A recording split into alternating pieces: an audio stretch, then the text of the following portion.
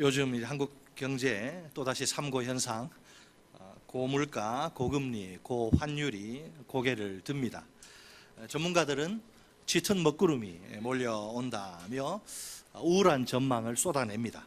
언론 매체들을 통해 발표되는 각종 지표들 역시 불안합니다. 실제로 서민들이 피부로 체감하는 경기가 아주 바닥 수준입니다. 장바구니를 들고 마트에 가기가 두려울 정도입니다. 월급 빼고 다 오르는 데다가 카드 빚만 막 쌓여가니 갈수록 살기가 힘들어져 갑니다. 이런 열악한 상황에도 어김없이 우리에게 추수감사주일이 찾아옵니다. 오늘 우리는 예언자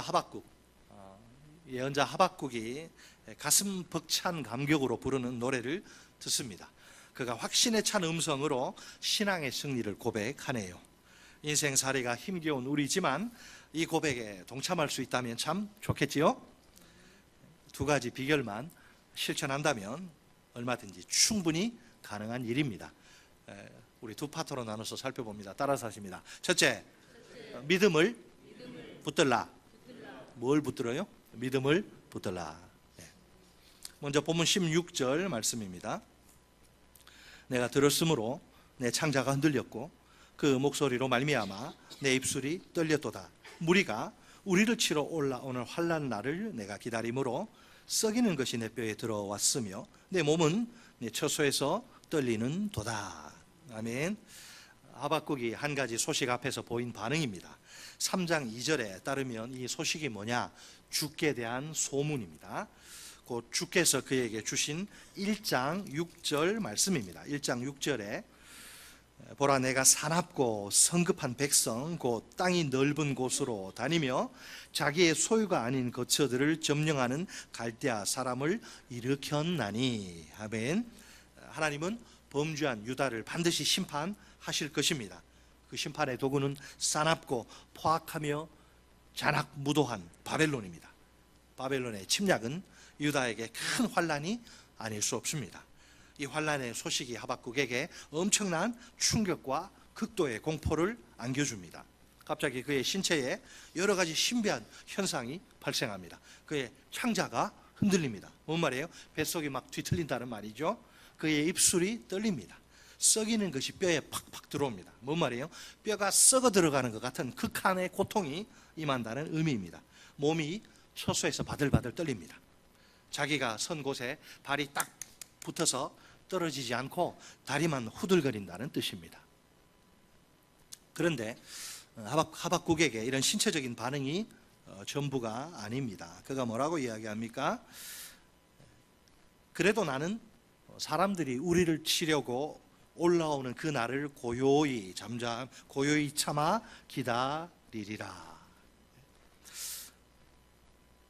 사람들이 우리를 치려고 올라오는 그 날을 고요히 참아 기다리리라. 도대체 이것이 어떻게 된 일일까요? 장차 닥칠 그 끔찍한 환난의 날을 생각하며 충격과 공포로 벌벌 떠는 하박국이 아닙니까? 이런 상태에서 그 환난의 날을, 그 끔찍한 환난의 날을 고요히 참아 기다릴 것이라니요. 하박국이 이 충격과 공포에 완전히 무릎을 꿇은 것은 아니네요. 의연한 결단인데, 우리가 이 의연한 결단을 이해하려면 1장과 2장으로 돌아가야 합니다.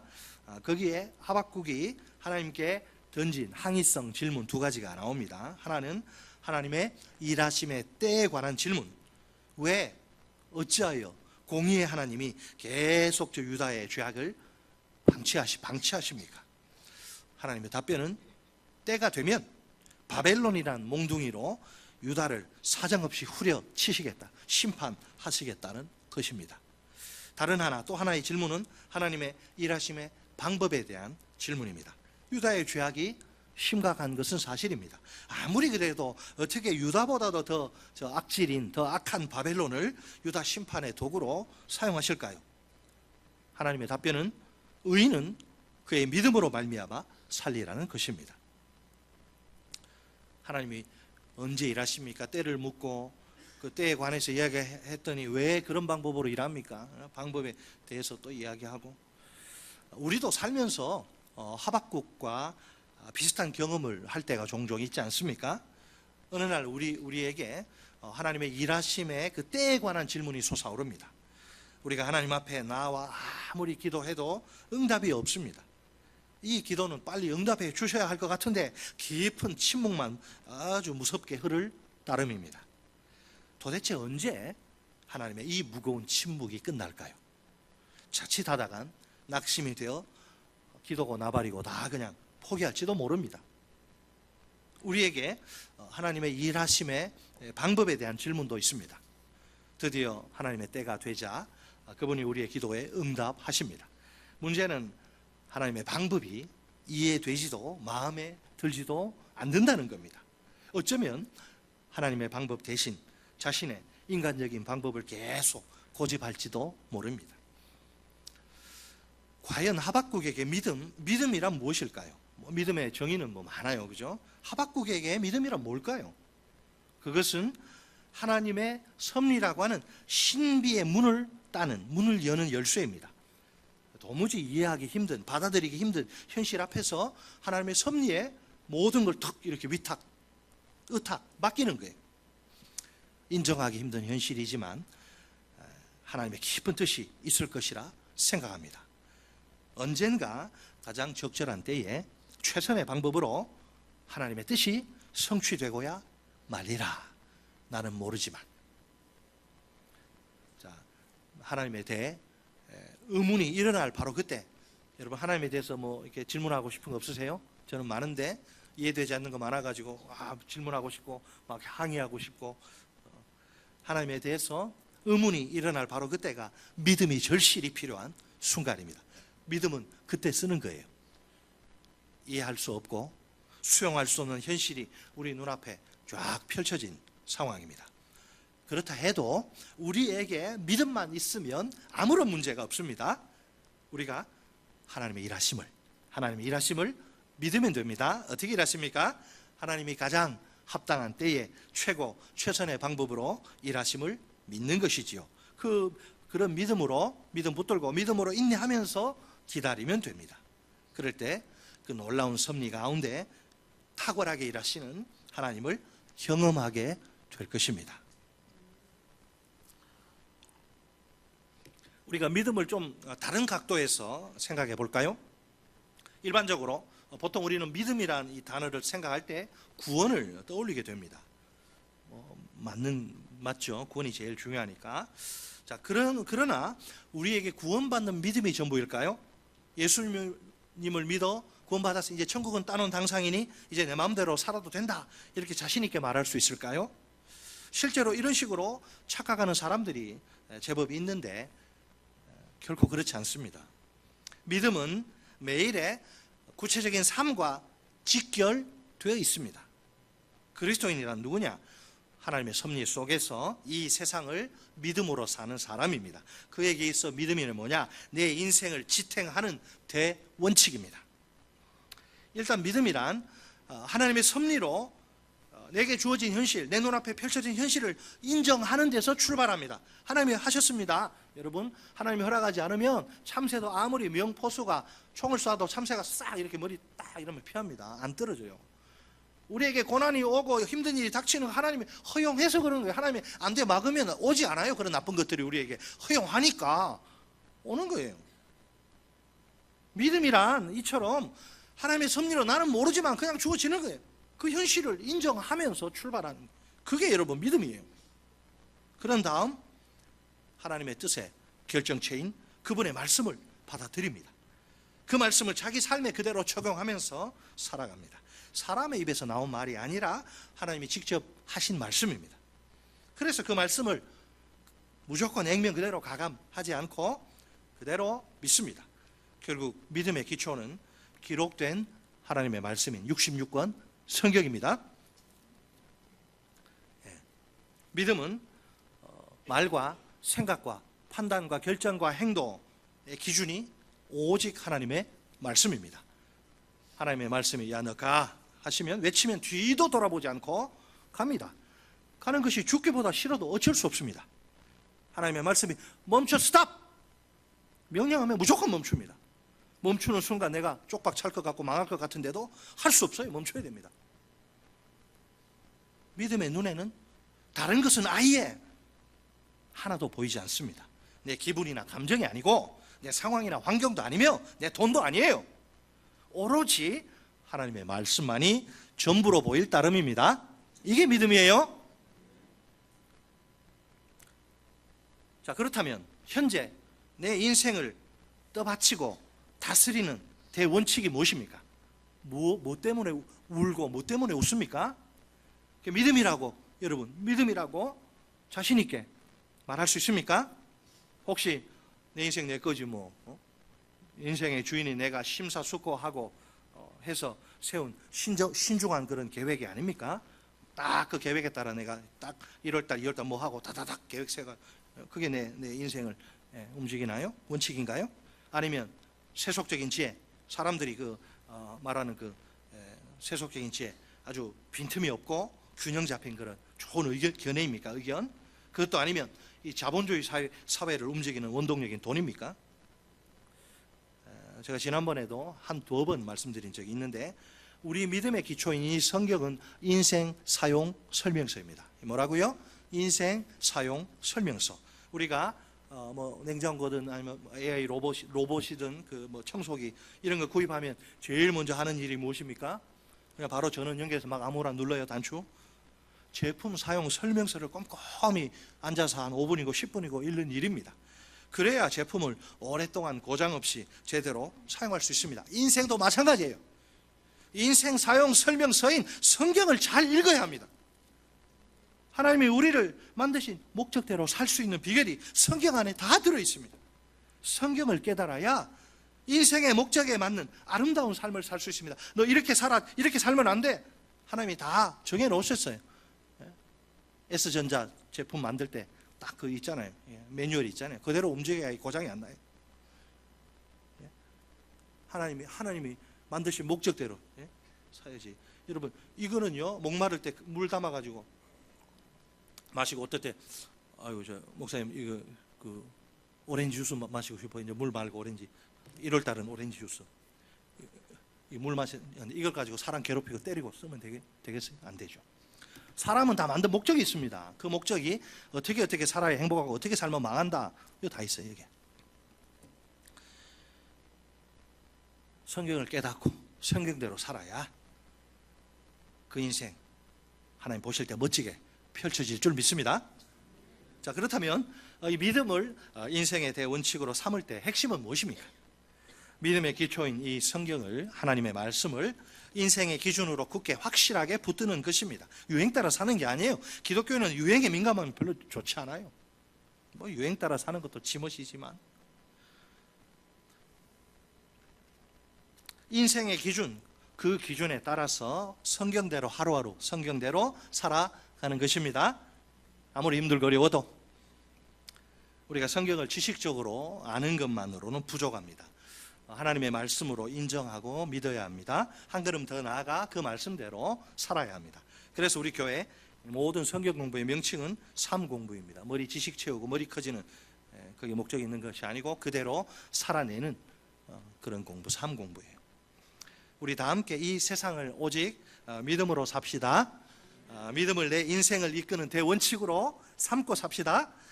믿음의 기초인 하나님의 말씀을 확실히 붙듭시다. 그럴 때 우리도 하박국처럼 모든 상황 속에서 승리의 노래를, 감사의 노래를 부를 수 있습니다. 자, 둘째, 따라서입니다. 둘째, 사랑을 붙들라. 자, 첫째는 뭘 붙들어요? 믿음 붙들고, 둘째는 사랑 붙들라. 하박국이 부르는 위대한 승리의 노래, 우리 다 같이 17절, 18절 한 목소리 읽겠습니다. 17, 18 시작. 비록 무화과 나무가 무성하지 못하며 포도나무에 열매가 없으며 감람나무에 소출이 없으며 밭에 먹을 것이 없으며 우리의 양이 없으며 외양간에 소가 없을지라도 나는 여호와로 말미암아 즐거워하며 나의 구원의 하나님으로 말미암아 기뻐하리로다. 아멘. 여러분, 무화과 나무가 열매 맺으려면 뭐가 먼저 돼야 됩니까? 꽃이 피어야죠. 무화과 나무가 꽃을 피워야 열매를 맺을 텐데 꽃을 피우지 않습니다. 포도나무와 감람나무가 이렇게 심겨 있는데 나무에 아무런 열매가 없습니다. 밭에 먹을 것이 있어야 되는데 건질 만한 게 하나도 없습니다. 우리의 그 축사에 양떼가 있어야 하는데 양떼는 고사하고 양 한 마리조차 없습니다. 외양간도 사정은 별다르지 않습니다. 소 한 마리도 구경할 수 없습니다. 도대체 남아있는 게 보이질 않습니다. 원래는 아니랬거든요. 원래 다 있던데 지금 보니까 없어요. 아무것도. 자, 없는 것의 목록을 한번 볼까요? 첫째, 나무의 열매. 두 번째는 밭에 먹을 것 식물. 셋째, 우리의 양. 넷째는 외양간의 소. 자, 그 당시 구약 이 시대 사람들이 생존을 위해서 꼭 필요한 양식 전체를 가리킵니다. 안타깝게도 먹을 것이 완전히 사라져버린 그런 현실입니다. 심판의 도구로 선택된 바벨론이 무자비한 그 힘으로 유다를 침공합니다. 잔혹하고 포악한 바벨론 군대가 휩쓸고 지나간 자리니까 오주고 할까요? 여러분 뭐 우리 그 우스갯소리 그러잖아요. 독한 사람 앉으면 거기 풀도 다 그냥 죽는다고. 이 무자비한 바벨론 군대, 옛날에 몽고가 쓸고 가면 그랬는데 바벨론 군대가 확 쓸고 가니까 다 죽여버리는 거예요. 아무것도 불태워버리고 초토화 되는 거죠. 쉽게 말해서 이제 남은 게 아무것도 없는데 모든 자리가 그냥 한순간에 쑥대밭이 된 거예요. 쑥대밭이. 사람이 살 수 없는 땅이 돼요. 자, 그럼에도 불구하고 하박국이 막 짜증내면서 내가 주의 뜻대로 살려고 했는데 도와주지도 않고 말이야. 있는 것까지 다 뺏어가 보태주지는 못할 망정 있는 것까지 다 뺏어가 너 뭐 먹고 살란 말이야. 하박국이 원망하고 불평했나요? 그럼에도 불구하고 하박국이 보인 반응은 참으로 놀랍죠. 그의 입에서 터져 나온 것은 무기력한 탄식도 아니고 그 시커먼 그런 불평과 원망도 아닙니다. 승리와 감사의 노래입니다. 우리 다 같이 본문 18절 말씀 다시 한번 18절 한 목소리로 읽겠습니다. 시작. 나는 여호와로 말미암아 즐거워하며 나의 구원의 하나님으로 말미암아 기뻐하리로다. 아멘. 난 여호와로 즐거워하리. 난 여호와로 즐거워하리. 난 구원의 하나님을 인해 말미암아 기뻐하리라. 기쁘십니까? 여호와 때문에, 구원의 하나님 때문에 여러분 즐겁습니까? 분명 생명을 유지하기에 필요한 모든 양식과 식물이 싹 끊어진 상황, 그 최악의 상황에도 불구하고 하나님께 대한 소망을 버리지 않겠노라 이렇게 말합니다. 즐거워하고 기뻐하겠다고 이야기합니다. 이 얼마나 역설적인 신앙 고백이란 말입니까? 솔직히 굉장히 비상식적인 반응입니다. 그죠? 인간적으로는 이게 이해하기가, 납득하기가 어렵습니다. 온전한 제정신 가진 사람에게 이런 반응 기대하는 건 불가능합니다. 보통은 다 끝났다고 생각하는 게 정상입니다. 아무런 희망이 보이지 않기 때문입니다. 사람이요, 견디다 그 한계 상황, 임계점을 넘어가면 폭발해서 어떻게 돼요? 극단적인 선택을 하죠. 세상 사람들은 견디다 안 되면 혼자 죽지 않아요? 가족들 다 동반자살. 얼마나 슬퍼요? 아무 희망 없어요 지금. 자, 그런데 하박국이 왜 이렇게 승리와 감사의 노래를 부르느냐? 이유가 있죠. 그 이유가 없는데 이렇게 할 사람이 아니에요. 힌트는 강력한 신뢰, 강력한 믿음에 기초한 결단의 고백이라, 이런 점이죠. 그러니까 신뢰, 믿음이란 원인이 고백이란 열매, 결과를 만들어낸 것입니다. 하나님을 강력하게 신뢰하니까 이런 말도 안 되는 믿음의 고백을 할 수가 있는 겁니다. 자, 하박국이 뭐라고 말합니까? 여호와로 말미암아 즐거워하겠다고 말합니다. 구원의 하나님으로 말미암아 뭐 하겠다고? 기뻐하겠다고 이야기합니다. 여호와로 말미암아, 여호와 안에서, 하나님으로 말미암아 하나님 안에서, 이런 뜻과 의미죠. 하박국의 즐거움의 자리는 여호와 안. 내가 여호와 안에만 있으면 나는 즐겁다. 그의 기쁨의 자리는 구원의 하나님 안입니다. 내가 구원의 하나님 안에만 있으면 나는 항상 기쁘다. 이게 하박국이죠. 자, 그러면 하박국이 최악의 상황에서도 즐거워할 수 있는 이유는 무엇일까요? 여호와 한 분 때문입니다. 그렇죠? 그가 절망적인 순간에서도 기뻐할 수 있는 이유는 또 무엇일까요? 오직 구원의 하나님 때문입니다. 그런 어떤 경우에라도 상황이 무너지고 다 망가져도 하나님은 여전히 살아계시기 때문에, 어떤 열악한 상황에도 얽매이지 않는 기쁨이 있습니다. 환경에 조금 더 영향받지 않는 그런 즐거움이요, 하늘의 즐거움이요, 하늘의 기쁨입니다. 여러분, 이 세상에서 우리가 흔히 보는 건 뭐죠? 철저히 상황에 종속되고 예속되고 묶인 즐거움이죠. 완전히 상황과 긴밀하게 연결된 기쁨입니다. 이거 끊어지면 없어지는 거예요. 원래 이런 즐거움이나 기쁨, 상황이 좋을 때만 가능합니다. 내가 제일 잘 나가 이러면서 막 기뻐하죠. 일이 잘 풀리고 다 누구나 그래요. 만약 상황이 나쁜 방향으로 이렇게 흘러가고 막 꼬이고 막 길이 막히고 막 답답 생기면 어떻게 될까요? 그 즐거움이나 기쁨은 상황이 그렇게 무너지면 함께 무너지고야 맙니다. 아니, 거짓말처럼 흔적도 없이 깨끗이 사라지게 되면 사람이 딴 사람이 돼요. 좋을 때는 막 좋았다가 조금 힘들면 낯빛이 흙빛으로 변하고 똥색으로 변하고. 하나님을 모르는 사람들. 자, 하나님이 하박국서에서 하나님이 왜 오시느냐? 심판을 위해서.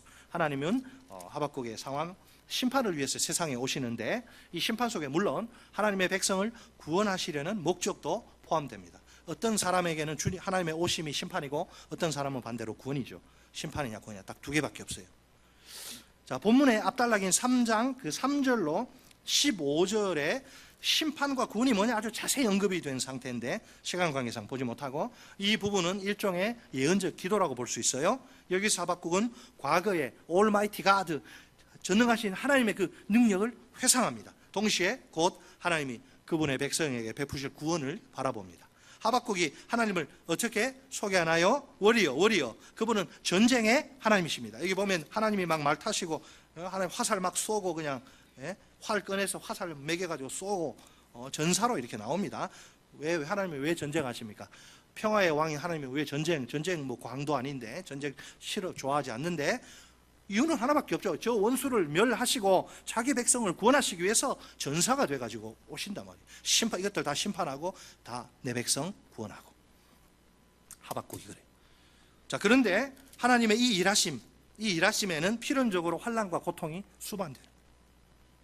하나님의 뜻이 성취되는 과정에서 그분의 백성이 겪어야 할 고난인 셈이죠. 하지만 하박국은 그 고난을 회피하려고 몸을 입히지 않습니다. 그 고난에서 속히 벗어나게 해달라고 그렇게 기도하지도 않습니다. 오히려 즐거워하고 기뻐하겠다고 결단, 의지를 동원해서 즐거워하고 기뻐하겠습니다 결단하는 거예요.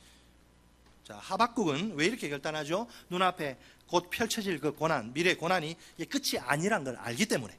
이 고난은 구원이란 하나님의 뜻이 이루어지기 위한 필수 과정일 뿐입니다. 고난의 마지막은 뭐라? 영광의 구원입니다. 여기에 하나님의 섭리가 있는 거죠. 그죠?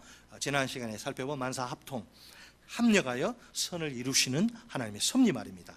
로마서 8장 28절 말씀입니다. 우리가 알거니와 하나님을 사랑하는 자, 곧 그의 뜻대로 부르심을 입은 자들에게는 모든 것이 합력하여 선을 이루느니라. 아멘.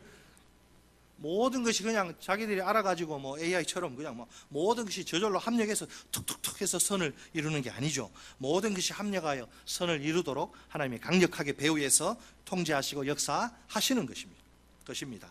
모든 것, 말 그대로 우리가 인생을 살면서 겪게 되는 모든 일들을 가리킵니다. 기쁜 일과 슬픈 일, 또 좋은 일과 나쁜 일, 행복한 일과 불행한 일 등등이죠. 고난과 핍박과 박해와 죽음까지 다 포함됩니다.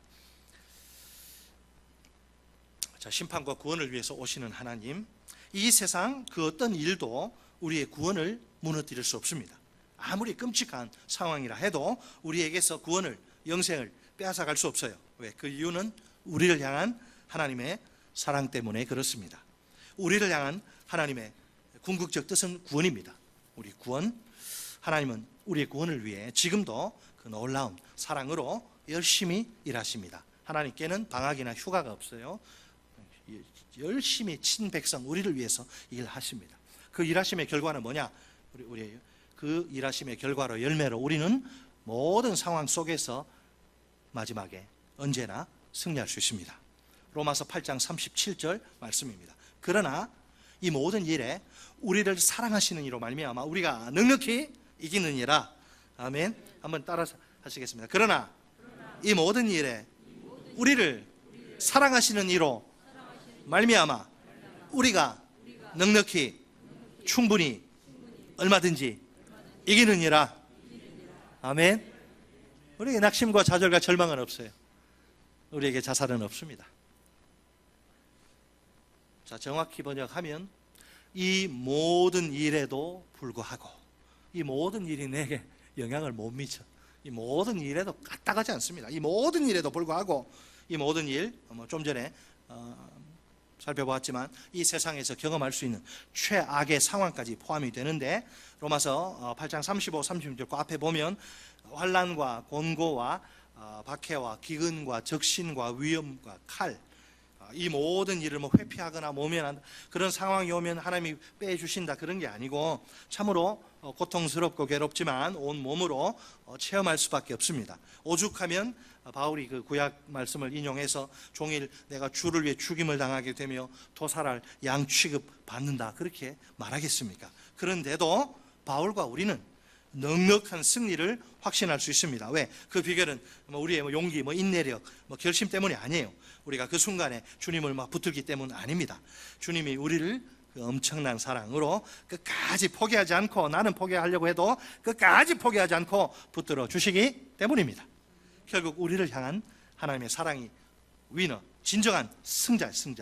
사랑이 이기는 겁니다. 사랑이 이기는 거예요. 하나님의 사랑이 이기게 해요, 우리를.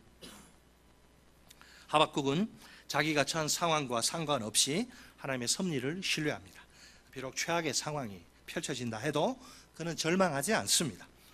몇 년이 지나면 마침내 하나님의 뜻이 온전히 이루어질 줄 확신하기 때문입니다. 그 과정 중에 자기가 어떤 고통과 손실을 겪는다 해도 괜찮습니다. 그런 희생점은 능히 감수할 수 있습니다. 그의 눈은 참혹한 고난의 현실을 훌쩍 뛰어넘습니다. 그런 다음 영광의 미래, 구원의 미래를 향합니다. 최악의 경우 외라도 그에겐 절망이란 없습니다. 모두가 절망을 이야기할 때도 그는 절대로 무너지지 않습니다. 오히려 그는 여호와 안에서 즐거워할 수 있습니다. 구원의 하나님 안에서 기뻐할 수 있습니다. 하박국의 탄식이 어떻게 시작됐습니까? 어느 때까지? 어찌하여? 왜 저 불안당 같은 저 악당들 저렇게 장수하고 자자손손 부에 대물림하면서 그렇게 잘 먹고자 하는데 왜 심판하지 않습니까? 왜 의인은 고통 당하고, 왜 이렇게 먹고 살기도 힘들고, 왜 이런 부조리한 이 불공정한 이 세상을 이렇게 내버려 두십니까? 하나님 뭐라 그래요? 아니야, 나 곧 올 거야. 와서 다 싹 쓸어버릴 거야, 저것들, 악한 것들. 그런데 말이야, 너희들이 싫어하는 그 바벨론을 도구로 그렇게 할 거야. 왜 그러십니까? 왜? 말이 안 되는. 어찌하여 그렇게? 어느 때까지? 어찌하여? 하나님의 일하심의 때와 하나님의 일하심의 방법, 그게 마음에 안 들어서 탄식했는데, 이 탄식이 어떻게 마무리돼요? 위대한 승리의 선포로 마무리됩니다. 나는 여호와로 말미암아 즐거워하며 나의 구원의 하나님으로 말미암아 기뻐하리로다. 하박국이 모든 것을 다 잃어버릴 수도 있습니다. 그럴지라도 그에겐 절대로 잃어버릴 수 없는 것이 있습니다. 뭘까요? 그것은 여호와 안에 있는 하늘의 즐거움입니다. 최악의 상황 속에서라도 그는 좌절하지 않습니다. 그가 제일 사랑하는 여호와께서 즐거움이 넘치게 하실 것이기 때문입니다. 하박국의 삶을 지탱하는 모든 것이 한꺼번에 와르르 다 무너질 수 있습니다. 그렇다 해도 그에게 결코 무너질 수 없는 것이 있습니다. 그것은 바로 구원의 하나님 안에 있는 싱싱한 천국의 기쁨입니다. 그에게 절망의 현실이 찾아와도 낙심할 필요가 없어요. 그를 가장 사랑하시는 구원의 하나님이 기쁨을 선사하실 것이기 때문입니다. 요즘은 하루하루가 모두에게 힘들고 어려운 시절입니다. 그래도 낙심이나 좌절이나 절망한 우리에게 금물입니다. 우리도 하박국처럼 얼마든지 승리의 노래, 감사의 노래를 부를 수 있습니다. 이 두 가지 비결을 꼭 기억합시다. 첫째, 믿음을 붙들라. 따라서 하십니다. 믿음을 붙들라. 하나님의 일하심에는 때와 방법이 정해져 있어요. 도무지 이해할 수 없는 현실이 펼쳐질지라도 두려워하지 맙시다. 하나님의 섭리의 모든 걸 맡깁시다. 하나님이 최적의 때에 최고 최선의 방법으로 일하심을 믿읍시다. 그 믿음을 끝까지 붙들고 인내하며 버티며 삽시다. 둘째, 사랑을 붙들라. 따라서 하십니다. 사랑을 붙들라. 하나님의 놀라운 사랑으로 지금도 일하십니다. 하나님은 죽지 않습니다. 하나님은 살아계신 하나님은 놀라운 사랑으로 지금도 일하십니다. 아무리 끔찍한 현실이라도 우리에게서 이 구원을, 영생을 빼앗아갈 수 없습니다. 이 하나님의 사랑으로 우리가 항상 이길 수 있습니다. 마지막 질문입니다. 과연 지금 내 즐거움의 자리는 여호와 안이 맞습니까? 최악의 상황일지라도 여호와 하나님 한 분만으로, 그 한 분으로 말미암아 즐거워합시다. 이 순간 내 기쁨의 자리는 또 구원의 하나님 안이 맞습니까? 절망적인 순간이 찾아올지라도 구원의 하나님 때문에 기뻐합시다. 어떤 경우에라도 감사를 잃어버리지 맙시다. 이 시간 하나님이 내게 하박국과 함께 승리의 노래, 감사의 노래를 부르라고 하십니다. 정말 내 영혼 속에 확신으로 부를 이 승리의 노래가, 감사의 노래가 살아 숨쉬고 있습니까?